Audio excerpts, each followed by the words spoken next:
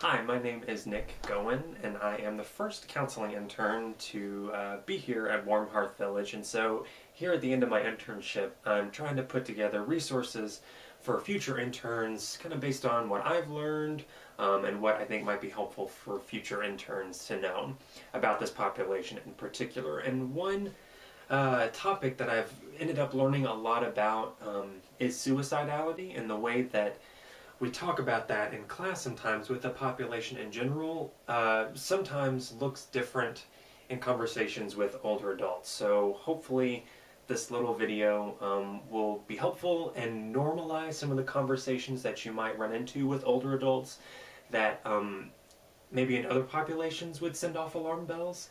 And when those conversations in older adults are actually turning into something abnormal that you might want to screen for or intervene on. So pretty much all the data that I've reviewed said that the population in the US who is most at risk for completing suicide are people over 60 years old, particularly white men over 60. And so this is a topic that's important to this population. However, a lot of the warning signs that we talk about in class will pop up in conversations because talking about death, preparing for death, is a really normal part of talking and counseling older adults.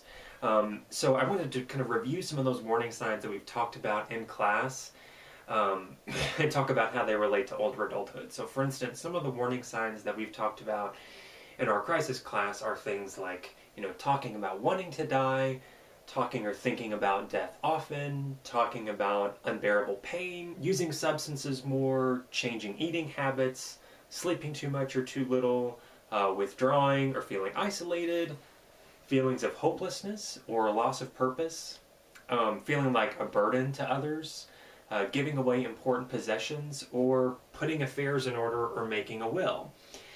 So a lot of those points, if you heard a 15-year-old talking about them, you'd be like, wow, okay, a 15-year-old is giving away important possessions or is feeling like a burden or is putting their affairs in order. That's a big deal. But with older adults, I found that I talk about those things a lot. Things like, talking or thinking about death often. Once you enter your 90s, that is a natural, in fact, a healthy thing to do. Changing eating habits, that can be just a physical response to aging. Same with either sleeping too much or too little. These bodily habits will end up changing. Feeling isolated or withdrawing, that is an important one to touch on, and you should explore it, but that can also sort of be a symptom of adulthood in general, particularly in the US, where families don't always include older adults in the family unit at home, but they are living alone, and as they've lost partners, that feeling of isolation can occur. Also, feeling of hopelessness or a loss of purpose.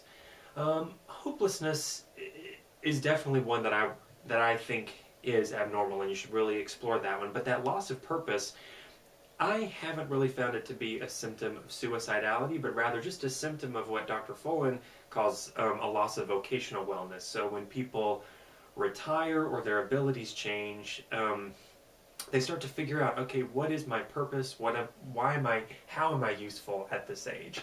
And so exploring that idea of purposefulness is so important to older adult wellness, but a loss of purpose I don't think is necessarily correlated with suicidality in all people who might bring that up. Also, feeling like a burden to others. This is a really common topic that comes up in my counseling experience because, again, as people lose abilities or their financial situation becomes compromised, some older adults do end up relying on their kids or even their grandkids for support, and that can feel really icky to some people because they've been the caretaker for so long, and suddenly they're relying on other people to care for them, and so they may feel like a burden to others. Also, giving away important possessions. This has actually been something that has been healthy for a lot of my clients. They're sort of going through the stuff that they no longer need, and they're finding a new home for it that is a meaningful, purposeful home. So actually, that's something that I've encouraged in some of my older adult clients. And then finally, putting affairs in order or making a will again be a natural part of this conversation, because as people are aging, as they're having diagnoses that might be either terminal or illnesses that are advancing, that's an important part of getting ready for the end. So a lot of these things that we deem warning signs in other populations can actually be really important conversations for older adults to have. So, okay, what does put older adults at particular risk? Well, according to a 2016 article in the International Journal of Geriatric Psychiatry, what puts older adults over 80 years old at the highest risk for suicide were people who were grieving a death, people who were living alone or socially isolated, and people suffering from dementia or depression. When you're kind of informally assessing for suicidality, as you probably talked about in class, you're listening for thoughts of suicide, an intent to act, means, and a plan. So what is the plan, and do you have the means to act out that plan, and when are you planning on doing it? Is it soon? Once you've had sort of that informal conversation and you want to rely on maybe an assessment, you can rely on the geriatric depression scale, and that is something that I've done many times with clients who are experiencing depression. But that includes a 5-item subscale for assessing for risk of suicide. So what do you do here at Warm Hearth when someone's risk you think is relatively high, or that it's becoming more serious? Do you contract for safety?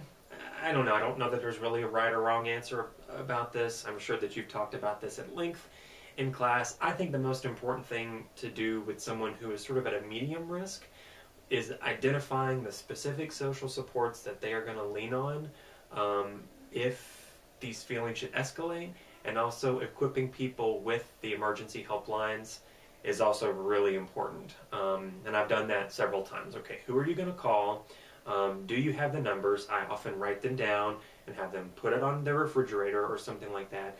Calling Connect, calling 911, or if they've worked with a behavioral health facility before, making sure that they know who to reach out to can be really important for them, and they often appreciate knowing that. I also keep all that information on my voicemail, since it's often hard to get a hold of me since I'm not here all the time, and it goes directly to voicemail. So making sure that all those numbers are in your voicemail can be really helpful when people can't get a hold of you.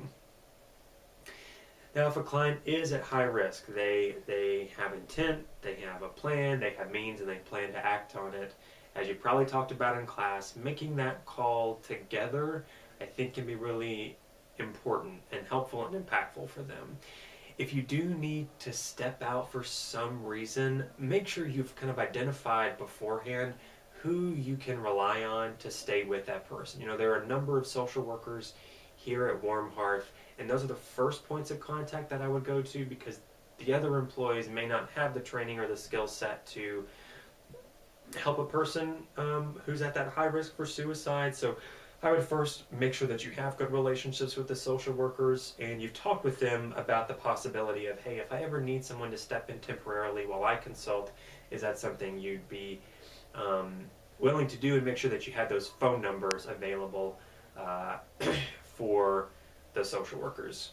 If you have someone who is hospitalized for suicidality, we've talked in class about what you do during that period when they are in the hospital. And the best recommendation I've gotten is, in order to help preserve their relationship, is, if you're comfortable, reach out to that client.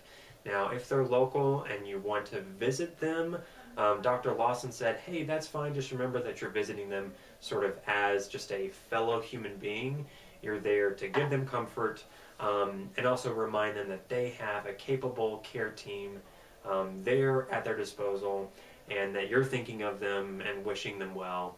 And if that person has had to go to a facility that's farther away, another supervisor said, hey, you're welcome to give them a call, just check in, see how they're doing, making sure they're relying on their resources there at the hospital, and that you're still here at Warm Hearth when they get back.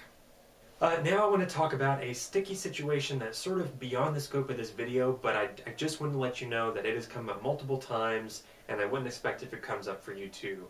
And that topic is choosing to die. The idea of like assisted suicide, or if someone's planning on taking their own life because of, let's say, a terminal illness.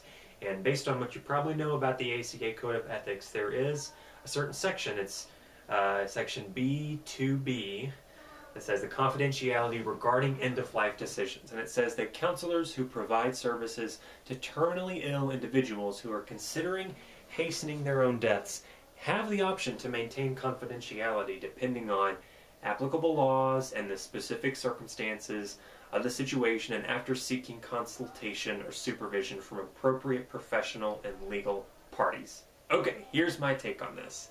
Number one, you hear consult. Ask your supervisor. Don't keep those conversations to yourself. You want to make sure that you are not just holding on to that conversation. Also thinking about the applicable laws. You know, if we were in a place like Oregon where assisted suicide is legal, this would be an altogether different conversation. But in Virginia, as of 2019, assisted suicide is illegal. So just know the legal parameters of this. And another part of that piece of the Code of Ethics that's murky is what is defined as terminally ill. Now, the American Medical Association said a few years ago that dementia is a terminal illness, and several of the clients who have talked to me about wanting to end their own lives because of their terminal illness are clients with dementia. So these are conversations that I think you want to welcome. I think it can be helpful in those sorts of conversations where a person is not looking to act immediately, but it's just sort of floating the idea. I think that's an appropriate time for you to say, hey, by the way, remember what we talked about in our first section, that, you know, if this became something that you had a more concrete plan for, that you really plan to act on, this is something that where our confidentiality would not reach to. So be prepared for that. They are really fulfilling conversations, and oftentimes you might be the first and the only person that they've talked to about this idea. But just make sure that you're involving more people in your work at that point. Finally, I want to talk a little bit about the systems work here at Warm Hearth that you can do for suicide prevention. And the first thing that I want to mention is incorporating conversations about reasons for living and meaning in life regularly. And my hope here, and I hope that you will do this, is to be able to find ways to have those conversations either actually out loud in small groups, or at some sort of event, or even as an article, a little write-up in the log. You know, help people think about, what are your reasons for living? What are you enjoying? What makes older adulthood a gift? Kind of bolstering people's feelings that this time of life can continue to be rich and meaningful and worthwhile. I think that's really important. Also, remembering that Warm Hearth residents really care about each other. They are neighbors, and they're really involved in each other's lives. And people regularly enter counseling, in my experience, because their neighbors have said, hey, you seem to be really hurting right now, and so I know about this service. Is this something you'd be interested in? So making sure that all the neighbors are equipped with the knowledge of, like, how much you know when someone, how would you know the signs of depression? Or if you have a neighbor who doesn't seem to be doing well, how could you encourage them to see the counselor? What kind of conversation starter could you use to broach what might be a difficult subject? So yeah, incorporating regular conversations about meaning in life and reasons for living in the community, and equipping the whole campus with kind of an informal screening process so that they can take care of their neighbors because they really want to. Well, I hope this has been helpful. I know that this can be a difficult topic, but like I've said throughout, as difficult as these conversations can be, they can also be really, really rich and purposeful, and can be really helpful for people, because oftentimes you are the first person that they've talked to about this kind of thing. So I wish you so much luck. I hope you're having as much fun here as I did throughout my internship, and I hope this has inspired you to continue working with older adults.